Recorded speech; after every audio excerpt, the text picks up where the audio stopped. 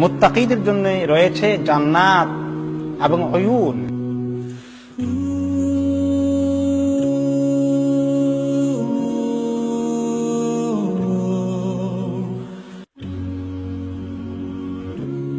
আল্লাহ তাআলা বলবেন, এই জান্নাতে তোমরা ঢুকে পড়ো, আমি তোমাদের জন্য তো বানিয়েছি, ওয়েলকাম, মারহাবা, উদখুলুহা, ঢুকো, কোনো সংকোচ নেই, বেসালাম, সালামের সাথে ঢুকো। আল্লাহ তাআলা বলবেন যে যারা জান্নাতি হবে তার জান্নাতে ঢুকার আগে একটা পুকুরের মতো আছে, সেই পুকুরের মধ্যে আল্লাহ তাআলা জান্নাতীদেরকে গোসল করাইয়ে দিবেন, সাফ করিয়ে দিবেন। অন্তর থেকে কারো ব্যাপারে কোনো মনে কষ্ট থাকলে ওটা ওখানেই দূর হয়ে যাবে। আল্লাহ তাআলা অন্তর থেকে বের করে ফেলবেন। আল্লাহ তাআলা জান্নাতীদেরকে এমন ভাবে মিলাবেন, কারো ব্যাপারে কারো দিলের মধ্যে কোনো শিকায়ত থাকবে না, কোনো কষ্ট থাকবে না, কোনো দুঃখ থাকবে না, কোনো মনের কষ্ট থাকবে না, সব দূর করে দিবেন। আজকে তুমি আর তোমার স্ত্রী অথবা স্বামী তোমরা একসঙ্গে জান্নাতে প্রবেশ করো। আজকে তোমাদেরকে এখানে ওয়েলকাম করা হচ্ছে, তোমাদেরকে মেহমানদারি করা হবে, তোমাদের জন্য এই ঘরকে সাজানো হয়েছে। আর তাদের কাছে বিভিন্ন পানীয় ড্রিঙ্ক নিয়ে আর বিভিন্ন খানার প্লেট নিয়ে, নাস্তা, বিভিন্ন রকমের খাদ্য, ফল ফ্রুট সবগুলো নিয়ে, কাপ নিয়ে, এভাবে শুধু সার্ভ করার জন্য গেলমান আর হৌররা তাদেরকে সার্ভ করতে থাকবে। যার যখন যা খেতে মনে চায় কোনো নিয়ন্ত্রণ নেই। খাওয়ার পরে হালকা ঢেকুর আসবে, ঢেকুরের সঙ্গে মেশকা আম্বরের সুগন্ধ বেরিয়ে আসবে। সুবহানাল্লাহ, কি চিন্তার কথা! কি চিন্তা করতে পারেন আপনি? কিরকম পরিবেশ! এত নিয়ামত আল্লাহ তাআলা তৈরি করে রেখেছেন, আর এই নিয়ামত যদি মিস করে ফেলি কি উপায় হবে? এই মানুষের জীবনকে এনজয় করার জন্য থাকার ঘর শুধু নয়, বাগান এবং পানি, এই দুটো দরকার। এই জন্য আল্লাহ তাআলা জান্নাতের নামই দিয়েছেন জান্নাত, যে বাগানে ভর্তি। থাকার ঘর তো সুন্দর সুন্দর আছে, কিন্তু অনেক রকমের বাগিচা দিয়ে ভর্তি করা আছে। জান্নাতগুলোর নিচে দিয়ে নহর প্রবাহিত হবে, মানুষের পা রাখার নিচেই থাকবে বিভিন্ন রকমের নহরের ব্যবস্থা, কুলকুল করে পানি বয়ে যাবে। এই পানি আর বাগান, তার পাশে বসতে কেমন মজা লাগে বলেন তো? সুন্দুস আর ইস্তাবরাক, এই দুইটাই রেশমি কাপড়। সুন্দুস এক ধরনের রেশম, আর ইস্তাবরাক আরেক ধরনের রেশম, রেশমি কাপড়, সিল্ক, যেটা আল্লাহ তাআলা দুনিয়াতে পুরুষদের জন্য হারাম করে দিয়েছেন। এই কাপড়কে আল্লাহ তাআলা পরিয়ে দিবেন। এত সুন্দর কাপড়, এত সিল্কের মখমলের কাপড়, যেটা দুনিয়াতে পাওয়া যায় না। দুনিয়ার সিল্ক নয়, দুনিয়ার মখমল নয়। রাসূলুল্লাহ সাল্লাল্লাহু আলাইহি ওয়াসাল্লাম বলেন যে আল্লাহ তাআলা বলেছেন যে আমার বান্দাদের জন্য, নেককার বান্দাদের জন্য, সালেহীন যারা হয়েছে, রাইটাস পিপল যারা হয়েছেন, এমন জিনিস তৈরি করে রেখেছি, এত সুন্দর মেহমানদারি, মা লা আইনুন রাআত, যেটা কোনোদিন কোন চোখ দেখেনি, কোথায়ও পাওয়া যায়নি, আর কোন কান যেটার বর্ণনা শুনতে পারেনি। কোরআন হাদিস যত বর্ণনা করেছে, জান্নাতের আসল বর্ণনা কি শেষ হয়েছে? সম্ভব নয়, কারো পক্ষেই বলা সম্ভব নয়। এমনকি স্বয়ং রাসূলুল্লাহ সাল্লাল্লাহু আলাইহি ওয়াসাল্লামের পক্ষেও জান্নাতের পরিষ্কার সকল কিছু বর্ণনা করা সম্ভব হবে না। এত নিয়ামত আল্লাহ তাআলা দিয়েছে। ভাষার সীমাবদ্ধতা মানুষকে আটকিয়ে ফেলবে, মানুষের অন্তরেও সেটা আসতে পারে না, মানুষ চিন্তাও করতে পারে না, কল্পনাও করতে পারে না। কল্পনা তো অনেক সময় অনেক কিছু করা যায়, তাই না? কিন্তু এই দেখা দিয়েও আপনি কল্পনা করেও জান্নাতের চিন্তা করে শেষ করতে পারবেন না। আপনার কল্পনা আসবে না সেখানে আল্লাহ তাআলা কি রেখেছেন। মুতাকাবিলিন, একে অপরে বসে গল্পগুজব, আড্ডা দিবে, আসর জমবে, সুন্দর কথাবার্তা গল্পগুজব করে তারা সময় কাটাবে। কাযালিকা, এরকম ভাবে আরো কি করবো, ওয়াজাওয়াজনাহুম বিহুরিন ঈন, তাদেরকে বড় বড় আঁখিওয়ালা, খুব বড় চোখের, সুন্দর চোখওয়ালা হুর বিয়ে করিয়ে দেব। তাদেরকে এত সুন্দরী নারী তাদের জন্য ব্যবস্থা করে রেখেছি। এবং মহিলাদের জন্য যে পুরুষদেরকে আল্লাহ তাআলা রেখেছেন, দুনিয়ার পুরুষ এখন দেখতে এত সুন্দর না আর কি, কিন্তু কিয়ামতের দিন এত সুন্দর লাগবে, হুরের থেকেও বেশি সুন্দর লাগবে পুরুষকে। আল্লাহ তাআলা হুর যেমন রেখেছেন পুরুষদের জন্য, আর এই পুরুষদেরকে আল্লাহ তাআলা হুরদের থেকেও সুন্দর করে দিয়েছেন, যেটা মহিলাদেরকে আল্লাহ তাআলা গ্রহণ করার জন্য সুযোগ দেবেন। প্রত্যেক জান্নাতীকে দুইজন স্পেশাল স্ত্রী দেওয়া হবে হুর থেকে। ইউরা মুখু সুকিহিমা মিন ওয়ারাইল লাহমি মিনাল হুসন, আর এই হুরগুলি এত সুন্দর হবে, এত নুরানি শরীর হবে যে তাদের শরীরের চামড়া শুধু দেখা যাবে না, চামড়ার ভিতরে গোশত, গোশতের ভিতরে হাড্ডি, হাড্ডির ভিতরে যে মজ্জা আছে ওইটাও দেখা যাবে।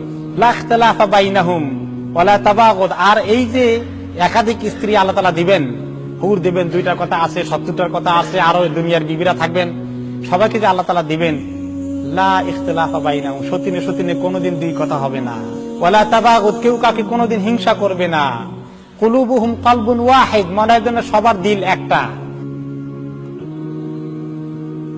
মুসা আলাইহিস সালাম জান্নাতের কিছু বর্ণনা শুনে জিজ্ঞেস করলেন, জান্নাত মনের জন্য অনেক বড় বড় কিছু হবে, আচ্ছা যাকে ছোটখাটো জান্নাত দিবেন, সবচেয়ে কম কোয়ালিটির জান্নাত যাকে দিবেন, লোয়েস্ট কোয়ালিটির জান্নাত যে পাবে, যার আমল বেশি দুর্বল, মোটামুটি পার হয়ে গেছে কোন রকমে, কিন্তু খুব বেশি টপ ক্লাসের নয়, এইরকম ছোটখাটো জান্নাতের কি পরিধি হবে, কি পরিচয় হবে একটু বলবেন আপনি আল্লাহ তাআলা? কারণ বেশি বড়টা বলতে গেলে তো মুসা আলাইহিস সালাম বুঝে আসবে না, মনে করলে যে ছোটখাটোটা শুনি আগে।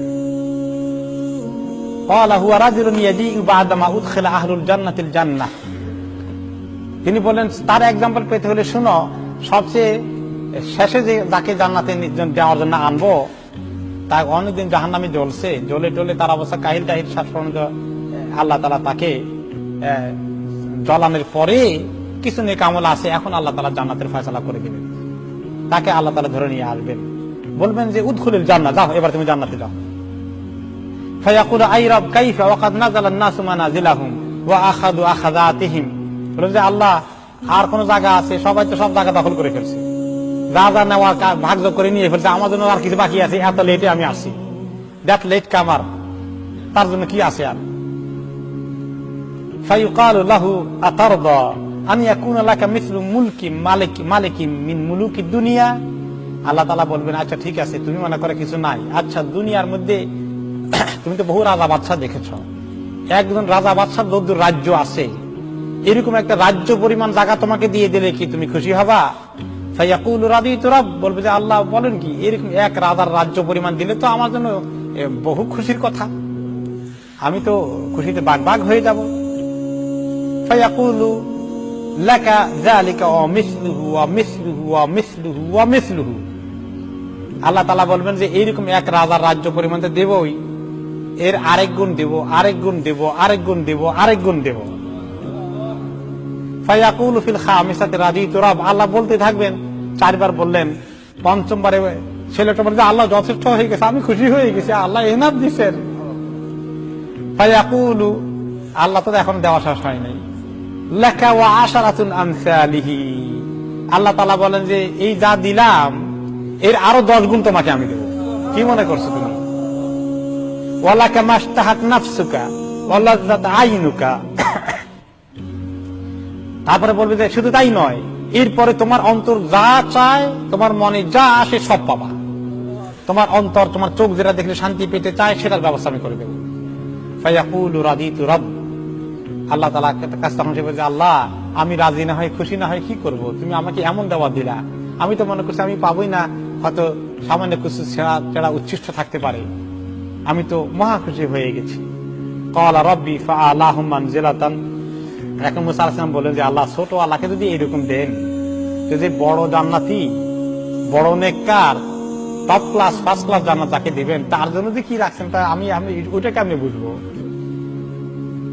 তখন আল্লাহ তাআলা বলেন সেটা বেশি তোমাকে বললে তুমি বুঝবা না, শোনো, উলাইকাল্লাযীনা আরাদতু গারাসতু কারামাতাহুম বিয়াদি ওয়া খাতামতু আলাইহা, সুবহানাল্লাহ, তাদের জন্য যে জান্নাত, সেই জান্নাতের গাছপালা আমি নিজের হাতে লাগিয়েছি, সমস্ত বাগিচাটি আমি নিজের হাতে সাজিয়েছি, আমার হাতে, তাদের সম্মানে আমি নিজের হাতে তাদের জান্নাতকে গড়ে তুলেছি, আমার নিজের হাতে, তাদেরকে সম্মান করার জন্য। ওয়া খাতামতু আলাইহা, এবং আমার হাতে এটাকে সিল করে দিয়েছি, কোন ফেরেশতা যেন এটা টাচ না করতে পারে, এত স্পেশাল জিনিস তাদের জন্য রিজার্ভ করে রেখেছি। ফালাম তারা আইনুন, কোন চোখেরা দেখেনি, ওয়ালাম তাসমা উযুনুন, কোন কান এটার বর্ণনা শুনেনি, ওয়ালাম ইয়াখতুর আলা কালবি বাশার, কোন অন্তরে এটার ধারণাও কোনদিন আসেনি, কল্পনাও করতে পারেনি। যে জান্নাতের খবর দিতে গিয়ে রাসূলুল্লাহ সাল্লাল্লাহু আলাইহি ওয়াসাল্লাম নিজে খুশিতে হেসে ফেললেন। ইবনে মাসউদ রাদিয়াল্লাহু আনহুমা বলেন, রাসূলুল্লাহ সাল্লাল্লাহু আলাইহি ওয়াসাল্লাম বলেন, আল্লাহ আমাকে খবর দিয়েছেন একটা খবর, আমি জানতে পেরেছি যে লোক সবার শেষে জান্নাত থেকে বের হবে, সবার শেষে জাহান্নাম থেকে মুক্তি পাবে, এবং সবার শেষে আল্লাহ তাআলা তাকে জান্নাত দেওয়ার ফয়সালা করে দিবেন।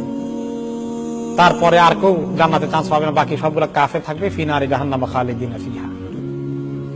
এই লাস্ট ওয়ান, মুমিনদের মধ্যে বিশাল গুনাহগার, জ্বলতে জ্বলতে পুড়তে পুড়তে জাহান্নামে তার লক্ষ কোটি মিলিয়ন বছর পোড়ার পরে আল্লাহ তাআলা তাকে যখন ফাইনাল লোকটাকে জাহান্নাম থেকে বের করে জান্নাতের ফয়সালা করবেন, সেই লোকটার বর্ণনা আল্লাহ তাআলা নবী করিম সাল্লাল্লাহু আলাইহি ওয়াসাল্লামকে দিয়েছেন। তিনি আমাদেরকে বলছেন, আল্লাহ তাআলা তাকে জাহান্নাম থেকে বের করে বলবেন, এবার ইযহাব ফাদখুল জান্নাহ,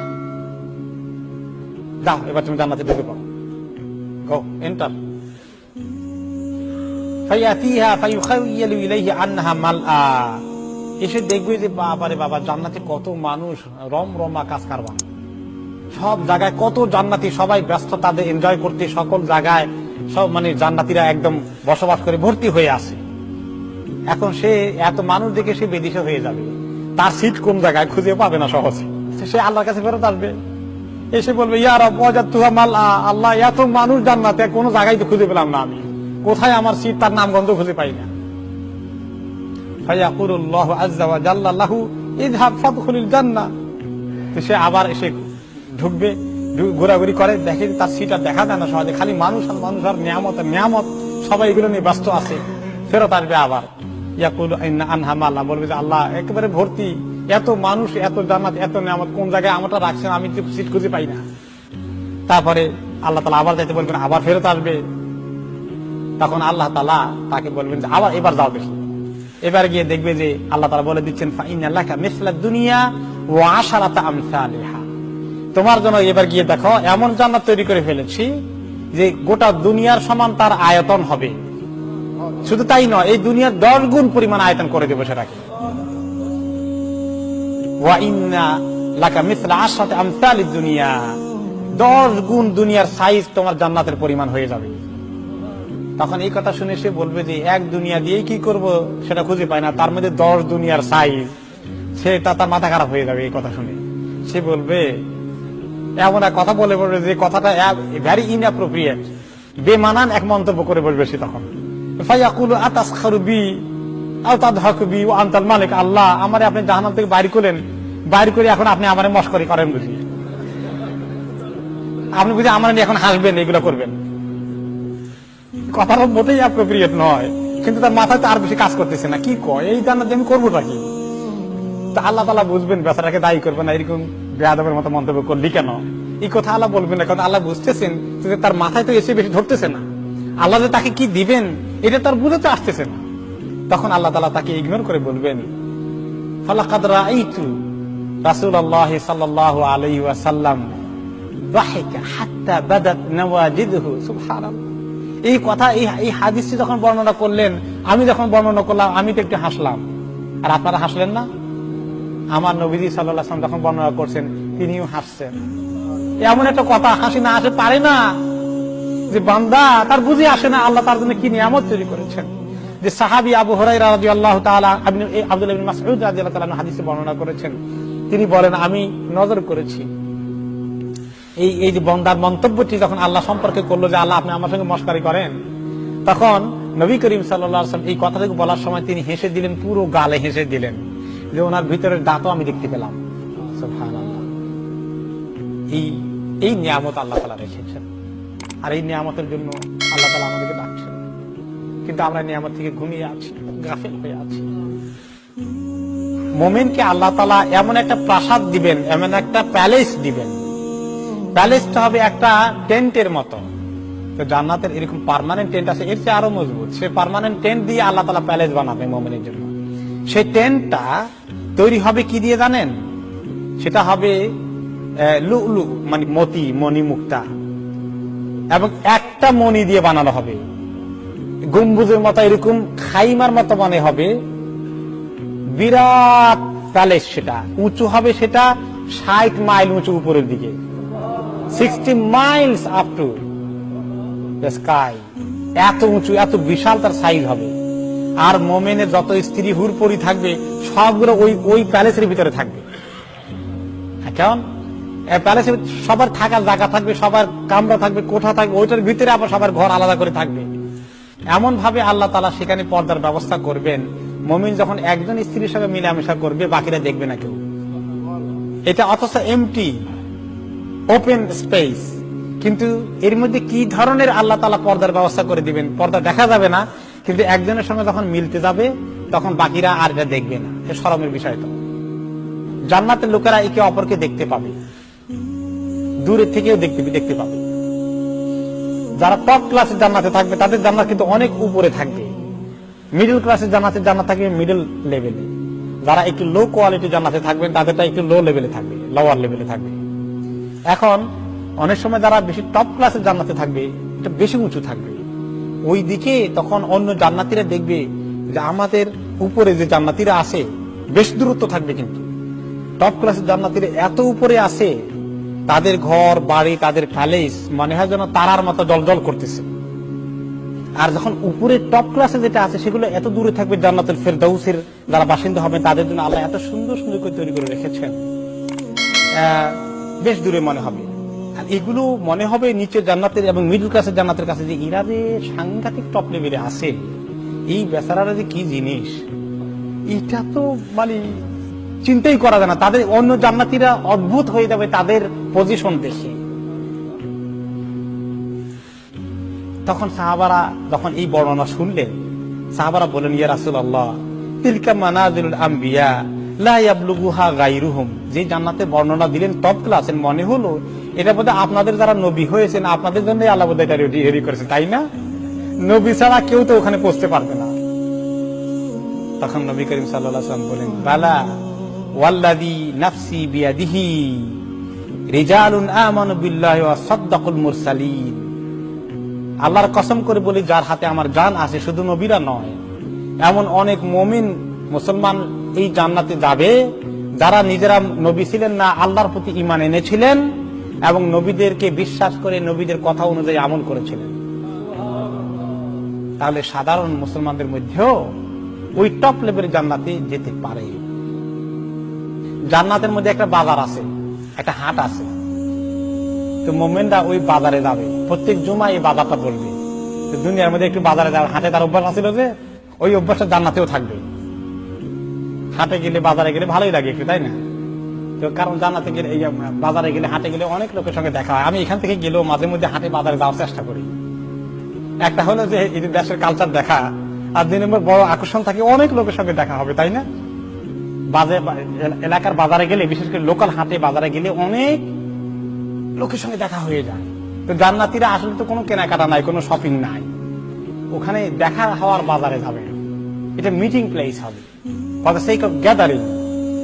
তো এইরকম বাজার থাকবে জান্নাতের মধ্যে জুমার দিনে, এখানে তারা আসবে, বেশ সময় কাটাবে, কিছু গল্প গুজব করবে। দেখা যায় এই হাদিসে বোঝা যায় এগুলো সবগুলো পুরুষরা আসবেন সেখানে দেখা সাক্ষাৎ করার জন্য। এরপরে ওখান থেকে ওনারা ওখানে যখন ঢুকবেন তখন উত্তর দিক থেকে একটা বাতাস, একদম সুন্দর একটা ব্রিজ ওনাদের গায়ের উপরে দিয়ে যাবে, খুব ঠান্ডা মৃদু একটা মোলায়েম বাতাস তাদের গায়ের উপরে দিয়ে একদম আস্তে করে ছেয়ে যাবে। একটা বাতাসের একটা স্পর্শ লাগবে ওনাদের গায়ে। এই বাতাসটা একটা জিনিস নিয়ে আসছে, ওনারা টের পান নাই তেমন সিরিয়াস। তারপরে এই বাতাসের সঙ্গে সঙ্গে দেখা যাবে তাদের বাতাসের চেহারা লাগার সঙ্গে চেহারা আরো উজ্জ্বল হয়ে গেছে, তাদের কাপড়গুলো আরো সুন্দর হয়ে গেছে এবং তাদের সৌন্দর্য অনেক পরিমাণ বৃদ্ধি পেয়ে গেছে। ফায়ারজাউনা ইলা আহলিহিম ওয়া কাদ ইজদাদু হুসনান ওয়া জামালা। এই সুন্দর চেহারা কাপড় চোপড় নিয়ে যখন আরো নূরে নূরান্বিত হয়ে ঘরে যখন ফেরত যাবেন, যখন তাদের বাড়িতে যাবেন, তখন তাদের স্ত্রীরা বলবে, ওয়াল্লাহি লাকাদ ইজদাদতুম হুসনান ওয়া জামালান। কি ব্যাপার, দেখি আবার ফেরত আসছেন, দেখি অনেক নতুন রূপ নিয়ে ফেরত আসলেন, সৌন্দর্য দেখি আপনার অনেক বেড়ে গেছে আরো আগের তুলনায়। এইটা হবে যে জান্নাতীরা সৌন্দর্য বেশি নিয়ে ফেরত আসলেন। এখন জান্নাতীরা তাদের হুর আর স্ত্রীর দিকে তাকিয়ে বলবেন,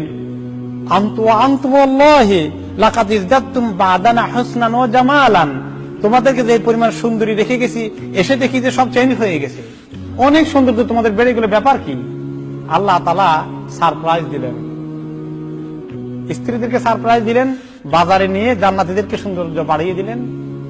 আর স্বামীদেরকে সারপ্রাইজ দিলেন, ঘরে স্ত্রীদেরকে ফাঁকে দিয়ে আল্লাহ তাআলা সৌন্দর্য বাড়িয়ে দিয়েছেন। কিরকম সারপ্রাইজ, কিরকম নিয়ামত আল্লাহ তাআলা দিচ্ছেন। জান্নাতীরা যখন জান্নাতে ঢুকবে, এই সমস্ত নিয়ামতকে তারা এনজয় করতে থাকবে, একটার পরে একটাকে ভোগ করবে।